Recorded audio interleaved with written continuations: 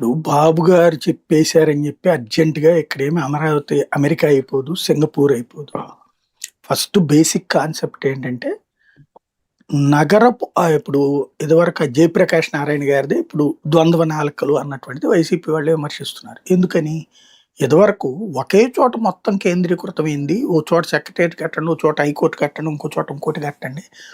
Decentralise చేయండి, industries ఒక్క చోట కట్టండి ఇట్లాగన్నది ఆనాడు అసెంబ్లీలో మాట్లాడినటువంటి జయప్రకాష్ నారాయణ గారు. ఆ తర్వాత ఇప్పుడొచ్చేటప్పటికి ఆ తర్వాత 3 రాజధానులు సమర్థించిన జేపీ గారు. ఇప్పుడు రాజధాని మారుస్తానంటాడేంటి అంటున్నారు. రాజధాని మారుస్తానంటున్నాడా జగను?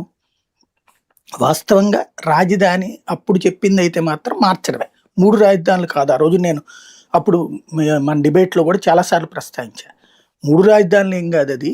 కోర్ట్ ఉన్నంత మాత్రాన న్యాయ రాజధాని అయిపోదు. లేకపోతే అసెంబ్లీ ఉన్నంత మాత్రాన శాసన రాజధాని అయిపోదు. రాజధాని అనేటటువంటిది it is a head quarter ఆటోమేటిక్‌గా. ముఖ్యమంత్రి ఎక్కడుంటే కార్యకలాపాలన్నీ అక్కడి నుంచినే నడుస్తాయి కాబట్టి అదే అవుతది. జగన్ చెప్తున్నది అడ్మినిస్ట్రేటివ్ క్యాపిటల్ అన్నటువంటి పేరుతో ప్రభుత్వాన్ని రాజధాని మారుస్తున్నాడు.